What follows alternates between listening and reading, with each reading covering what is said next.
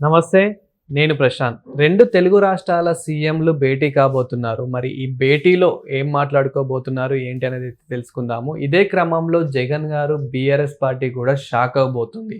ఎందుకనేది కూడా తెలుసుకుందాము. దీని గురించి అయితే మాట్లాడేందుకు ప్రస్తుతం మనతో పాటు టీడీపీ స్పోక్స్ పర్సన్ సూర్యదేవరలత గారు ఉన్నారు. నమస్తే అండి. నమస్తే మేడం, 2 తెలుగు రాష్ట్రాల సీఎంలు భేటీ కాబోతున్నారు అన్నట్లయితే తెలుస్తుంది. అసలు ఎందుకు అని ఈ భేటీ కాబోతున్నారు? రెండు రాష్ట్రాల సీఎంలు అనేది పక్క స్టేట్ అన్నప్పుడు జనరల్గా కలుసుకునే అవకాశాలు ఉంటాయి. ఇంకొకటి ఉమ్మడి స్టేట్గా ఇది వరకు గతంలో ఉండటం ఒకటి. ఇంకా ఇక్కడ కొన్ని అంటే పరస్పరం పక్క రాష్ట్రాలైన వాటికి అంటే వాటర్ సమస్య కావచ్చు, ఏదైనా గతంలో ఉన్న ఉమ్మడి ఆస్తుల గురించే కావచ్చు, ఇలాంటివన్నీ కూడా ఏదైనా ఒక చర్చకు వచ్చి అంటే హెల్దీ వేలో అనేది దీని సమస్యని మనమే సామరస్యంగా పరిష్కరించుకుంటే బెటర్ కదా అనేది. అంటే గతంలో చూస్తే జగన్మోహన్ రెడ్డి అండ్ కేసీఆర్ గారు వాళ్ళు విందులు వినోదాలు చేసుకున్నంత వరకు బాగానే ఉంటారు. తర్వాత ఎలక్షన్స్ వచ్చినప్పుడు ఒక యుద్ధ వాతావరణాన్ని బోర్డర్లో క్రియేట్ చేస్తారు. అంటే ఏంటి, ఎలక్షన్స్ వచ్చినప్పుడు మా రాష్ట్రానికి మేము అండగా ఉన్నాం అన్నట్టు. మళ్ళీ మిగతా టైంలో ఆయన వచ్చి ఇక్కడ విందులు వినోదాలు, ఈయన ఆంధ్ర వెళ్ళిపోయి ఇక్కడ అదే పార్టీకి సంబంధించిన వాళ్ళ భోజనాలు సీఎంగా గతంలో ఇవన్నీ జరిగాయి. కానీ అది ఓన్లీ ఒక ఫేక్ ఇది. అంటే రాష్ట్రానికి సంబంధించి వాళ్ళకి అది ఎంతసేపు వాళ్ళ కుటిల రాజకీయం ఎలాంటిదంటే వాళ్ళ బెనిఫిట్ కోసమే చూసుకున్నారు అక్కడ. సో ఇప్పుడు నారా చంద్రబాబు నాయుడు గారు కానివ్వండి, రేవంత్ రెడ్డి గారు కానివ్వండి, ఆయన కలవాలనుకున్నది దేనికోసం? రాష్ట్రం కోసం.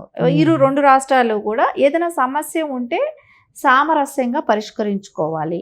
సో ఉభయ రాష్ట్రాలు అంటే 2 తెలుగు రాష్ట్రాలు అన్నప్పుడు ఇక్కడ అక్కడ అనేది అందరికీ చుట్టాలే కానివ్వండి, పెళ్ళిళ్ళు అవటం కానివ్వండి, 2 రాష్ట్రాల్లో కూడా ఉంటూనే ఉంటుంది. అక్కడ వాళ్ళు ఇక్కడ వాళ్ళు అక్కడ గతంలో నుంచి ఉన్నారు, ఇప్పుడు అట్లాగే ఉంటున్నారు. ఎక్కడ విభేదాలు అనేది లేదు, అన్నదమ్ముల్లాగానే కానివ్వండి అలా ఉంటున్నారు. అలాంటప్పుడు ఏదైనా కూడా సమస్య సామరస్యంగా ఉండాలి. ఒక యుద్ధ వాతావరణం ఏదైతే కేసీఆర్ గారు మాట్లాడుతుంటారో అలాంటిది ఉండకూడదు అనే ఆలోచన రేవంత్ రెడ్డి గారు కూడా ఉంటుంది. సో ఆ ఉద్దేశంతోనే ఇద్దరు కలిసి అంటే గతంలో కలిశారు కదా, ఒక 6 months బ్యాక్ వచ్చి కలిసిన రేవంత్ రెడ్డి గారిని కలవటం జరిగింది. ఇప్పుడు మళ్ళా అవి ఏవైతే పెండింగ్ ఉన్నాయో అవి దాని గురించి మాట్లాడుకొని చర్చించుకొని క్లియర్ చేసుకోవాలనే ఆలోచనతో కలవటం జరుగుతుంది. అంటే వీళ్ళిద్దరు మళ్ళీ కలుస్తున్నారు కాబట్టి ఫ్యూచర్లో ఇప్పుడు టీడీపీ అయితే ఇక్కడ కూడా రాబోతుంది అన్నట్లయితే తెలుస్తుంది తెలంగాణలో. సో మరి ఇప్పుడు ఆంధ్రప్రదేశ్లో కూటమి ప్రభుత్వము అలా కలిసినప్పుడు ఇక్కడ తెలంగాణలో కూడా కాంగ్రెస్ అండ్ టీడీపీ కలిసే అవకాశం ఏమైనా ఉందా భవిష్యత్తులో?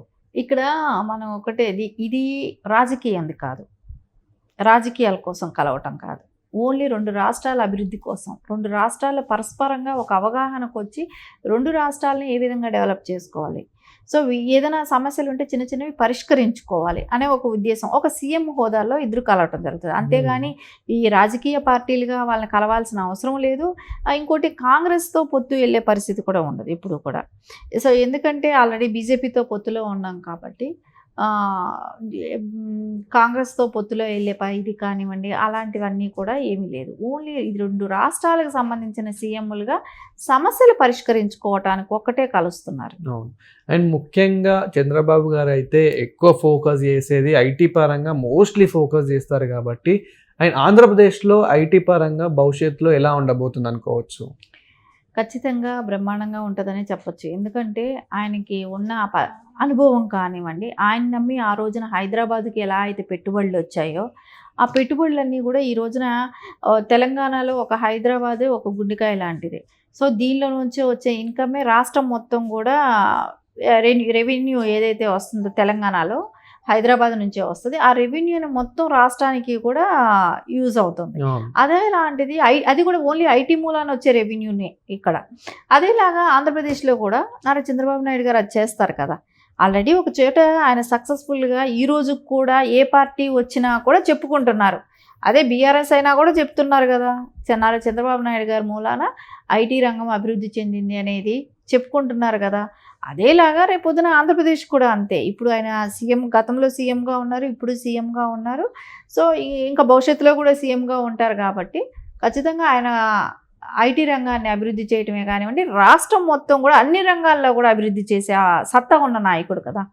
సో ఖచ్చితంగా ఆయన మెడికల్ పరంగా కానివ్వండి, ఈ రోజున హైదరాబాద్ సిటీ ఏదైతే అభివృద్ధి పరంగా ఎలా ఉందో అదే రకంగా ఆంధ్రప్రదేశ్లో కూడా ఐటీ పరమే కావచ్చు, మెడికల్ పరంగా కావచ్చు, ఎడ్యుకేషన్ పరంగా కావచ్చు, ఇండస్ట్రీ పరంగా కావచ్చు, ఈ పెట్టుబడులు రప్పించడంలోనే కావచ్చు, అన్నిట్లో కూడా ఆయన సక్సెస్ఫుల్గా కంప్లీట్ చేస్తారు. సో ఇప్పుడు 2 తెలుగు రాష్ట్రాల్లో 2 టైగర్లు కలుస్తున్నాయి కాబట్టి మరి మిగతా వాళ్ళు ఏమైనా అంటే దీని గురించి కొంచెం భయపడే ఛాన్స్ ఏమైనా ఉందా మిగతా పార్టీ వాళ్ళు?